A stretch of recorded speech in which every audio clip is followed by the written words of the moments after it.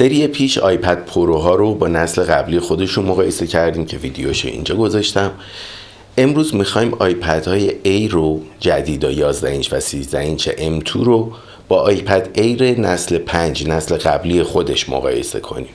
طبق همیشه، طبق روال همیشه میریم تو سایت اپل، میریم تو قسمت آیپد ها و میریم تو قسمت کامپر آیپد مدلز و 3 تا آیپد رو انتخاب کردیم که یکیش آیپد ایر نسل 5 همین آیپد قبلی و 2 تا آیپد ایر نسل 6 که میشه آیپد ایر 11 اینچ M2 و آیپد ایر 13 اینچ M2. 11 و 13 خیلی با هم اختلاف ندارن، بیشترین چیزی که به چشم میاد راجع به اسپیکراشونه، ولی خب با نسل قبلشون خیلی اختلاف دارن دیگه.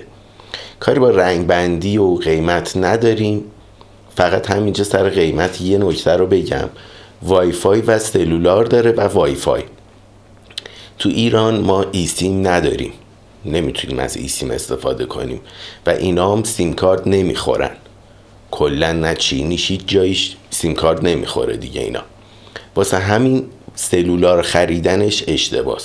پس همون فقط وای فای ما لازم داریم و میتونیم استفاده کنیم داخل ایران که قیمتاش میشه $600 و $800. میایم پایین راجع به سایز دیسپلیشون میبینیم اینجا یه نکته نوشته که 11 اینچه در واقع 10.86 اینچ بهمون تصویر قابل دیدن میده. محدوده قابل دیدش اینه، دقیقا مثل همون نسل قبلش، یعنی 10.9 اینچیه، فقط روندش کرده 11. 13 هم همینطوره 12.9 اینچه که اینم روندش کرده 13 اینچ. راجب چیپاشون قبلی M1 بوده M2 بوده. میبینین اینجا خیلی انگار اختلافی به چشم نمیاد. 8 هسته سی پی یو داشته که هنوزم داره، 8 هسته جی پی یو داشته که الان شده 10 هسته، 16 هسته نورال انجین داشته که هنوزم همونه، ولی خیلی فرق کرده. حالا میریم پایین براتون توضیح میدم. دوربین کاملا یکسان، دوربین عقب، دوربین جلو همون دوربینه، فقط به جای اینکه بالای صفحه باشه اومده کنار صفحه. همشون یو اس بی سی ان، در واقع تاندربولت نیستن که یا یو اس بی 4 نیستن. همشون با اثر انگشت قفلشون باز میشه که روی دکمه بالاشونه. همشون 2 تا اسپیکر دارن، چپ و راست. آیپد نسل قبلی وای فای 6 داشته و نسل جدید وای فای 6E داره. همشون 5G دارن که پایین تر توضیح میدم. و قلمایی که ساپورت میکنن، نسل قبلیش اپل پنسل USB-C رو ساپورت میکرد و اپل پنسل نسل 2. جدیده به جای نسل 2 اپل پنسل پرو رو ساپورت میکنه. در واقع اپل پنسل پرو فقط برای آیپدهای جدید که تازه معرفی شدن، یعنی آیپدهای M2 با آیپد پروهای M4. این دوتا رو هم بخوام مقایسه کنم، در واقع ببین مثلا نسل قبلی اپل پنسل نسل 2 میخورد که نسل 2 یه قلم های اند تریه، یه ذره قوی تره و الان اون تو همون لول ما پروشو داریم که یه ذره باز قوی تر از نسل 2 هم هست. اپل پنسل USB-C ولی ارزون تره، کاراییاش کمتره و به همه نسل هم میخوره. نسل قبلی جدای ماجیک کیبورد به اسمارت کیبورد فولیو هم میخورد که جدیدا نمیخوره، فولیو رو ساپورت نمیکنن کلا جدیدا و همون فقط ماجیک کیبورده. ظرفیت ها 64 و 256 بوده، الان از 128 هستش تا 1 ترابایت. ابعاد 11 اینچه با نسل قبلیش تفاوتی نکرد، دقیقاً مو به مو، میلیمتر به میلیمتر همونه، فقط وزنش 1 گرم بیشتر شده مثلا برای وای فایش. برای وای فای و سلولارش هم حتی همون وزنه، تغییری نداشته. اما 13 اینچش خب بزرگتره دیگه، یه هوا سایزش مثلا قدش حدود 3 سانت بلندتر شده و پهناش تو هم هلوش 3 سانت مثلا میشه بگیم چیزتر شده. وزنش هم 617 گرم وای فای و وای فای و سلولارش 618 گرم که خب کاری نداریم باهاش. دیسپلی دقیقاً همون دیسپلی، میبینیم واو همش یکیه، فقط یه نکته اینجا هست، این SDR رو 600 نیت نشون میده. دیسپلیشون دیسپلی HDR نیست، یعنی اصلا اینجا با مفهوم HDR اینجا روبرو نمیشیم. کلا یه دیسپلی عادی SDR داره که روی 11 اینچ و روی آیپد نسل 5 500 نیت روشنایی داشت، این 600 نیته. این 100 نیت فقط یه هوا صفحه روشن‌تر میشه که تو محیط‌های روشن‌تر راحت‌تر بتونیم باش کار کنیم، مثل محیط بیرون و اینا. اختلاف اونجوری نداره بگیم مثلا میتونه با HDR کاری کنه، میتونه دقت فلانی داشته باشه، اونجوری فرق خاصی ندارن و همه جور کاملا یکی دیسپلیشون، به جز این پایین که اپل پنسل هاور هم ساپورت میکنه، اینکه قلمو میگیریم بالای صفحه و وقتی میچرخونیمش یا تو میگیریم اون بالا و از پایین معلومه، رو صفحه معلومه که قلم دقیقا کجا رو هدف گرفته و کمک میکنه دقیق‌تر باش کار کنیم که با اپل پنسل پرو در واقع اینا سازگاری داره. اما میایم سر بحث چیپ که گفتم نکته داره. ببین چیپ M1 و M2 جفتشون 5 نانومتری هن، اما کلاک اسپید یعنی سرعت پردازششون با هم متفاوته. کلاک اسپید چیپ M1 3.2 گیگاهرتز بود و M2 3.49 گیگاهرتز، سرعتش بالاتره.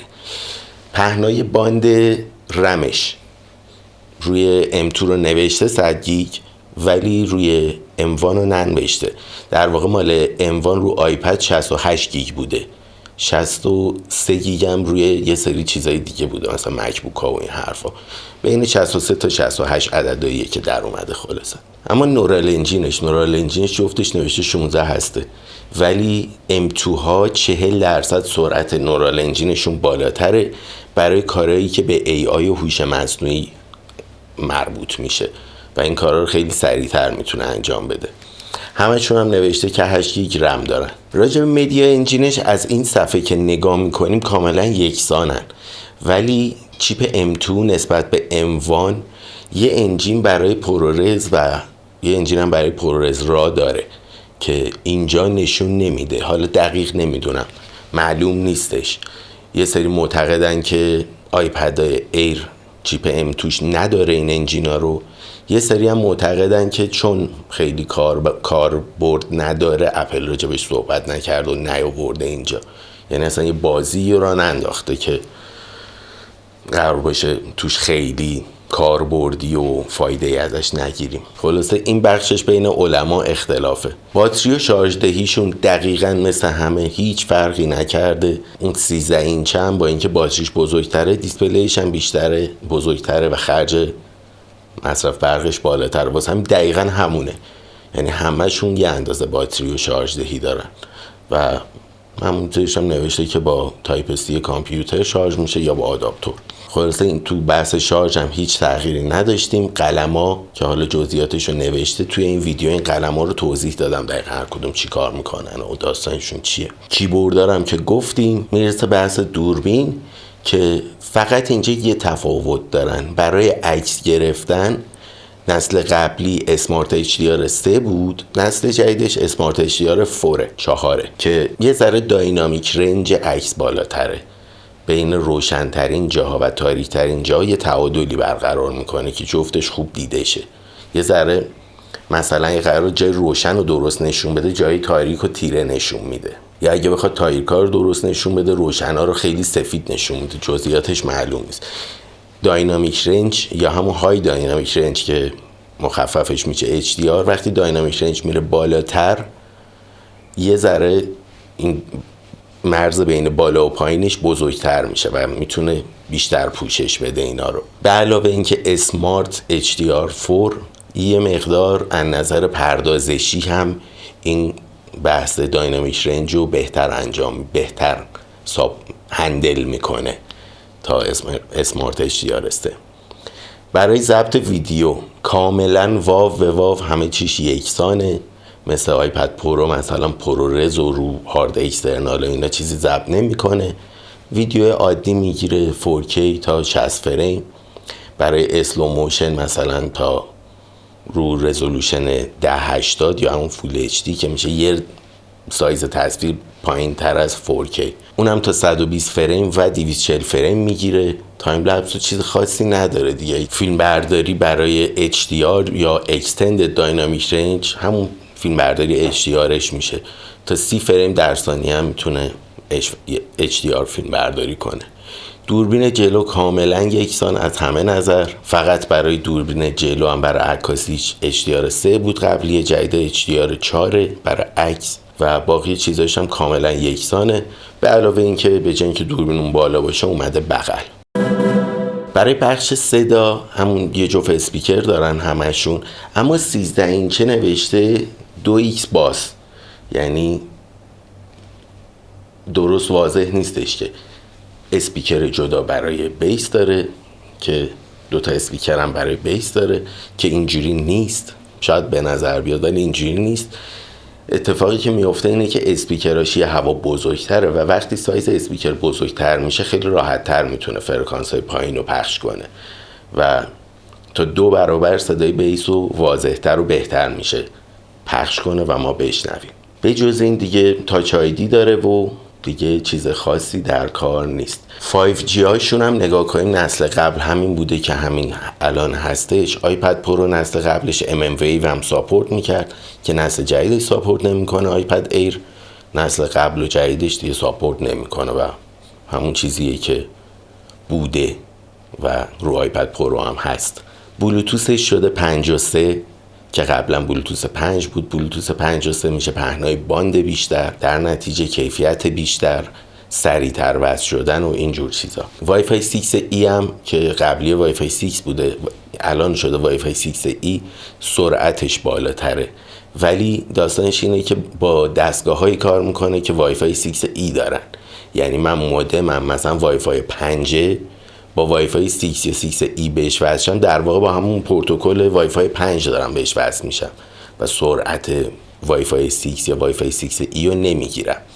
یا مودمم مثلا باید وای فای 6E داشته باشه که بتونم کامل از این قابلیت استفاده کنم. اما فرض بگیریم داریم بین 2 تا دستگاه ایردراپ میکنیم که جفتشون وای فای 6E دارن.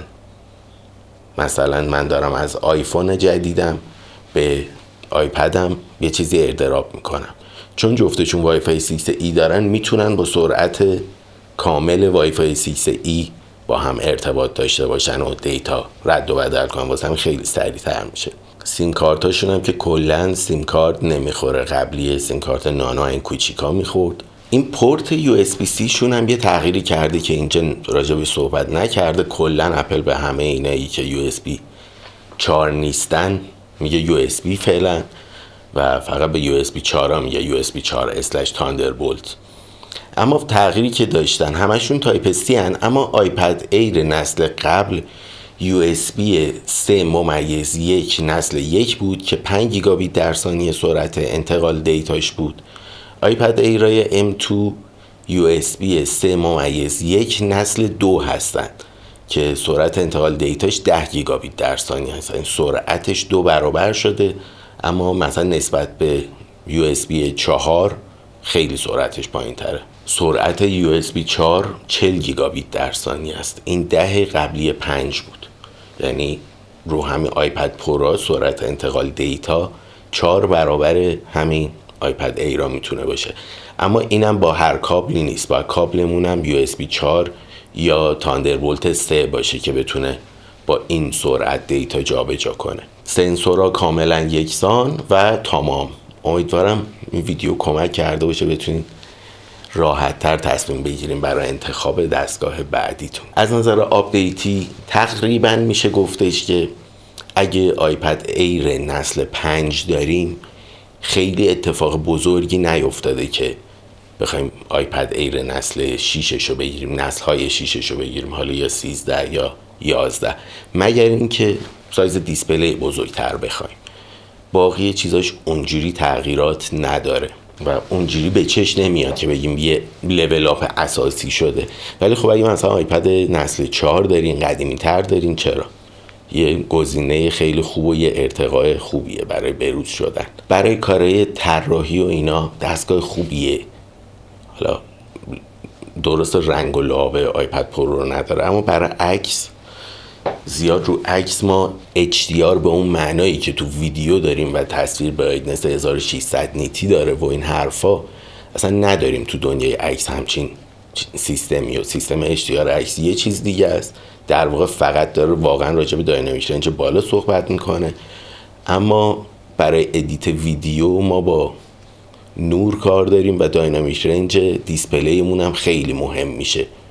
یعنی مفاهیم دیگه ای از HDR داریم برای ویدیو، با عکس ذره متفاوته. واسه همین برای کار عکس و اینجور چیزا هم گزینه خیلی خوبیه، حالا طراحی دیجیتال یا هر چی. به جز این برای گیمینگ هم بد نیست. در نهایت پروش خیلی بهتره، واضحه. یه چیپ خیلی قوی تر داره، ری تریسینگ داره، نمیدونم خیلی چیزا داره که برای گیمینگ آیپد پرو قطعا قوله. ولی اگه بودجه نمیرسه، آیپد ایرم با چیپ M2 گزینه خیلی خوبی میتونه باشه، به خصوص 11 اینچش که قیمتش خیلی معقول ترم هست و در کل چیپ ضعیفی هم نیستش. چیپ M2 واقعا چیپ قوی، حتی اموانش هم قوی هست. ولی خب اگه میخوایم تازه بگیریم دیگه قدیمیه که چیزا رو طبیعتا آدم نمیگیره دیگه، میاد جدیدتره رو میگیره، چون قیمتاشون هم تغییری نداشته با اون صورت و با همون قیمت نسل 5 میتونیم نسل 6 11 اینچشو بگیریم. حالا اینکه تو بازار این ارزون تره اون فلانه دیگه اون اتفاقیه که تو بازار میفته. مراقب خودتون باشید. تا بعد، خداحافظ.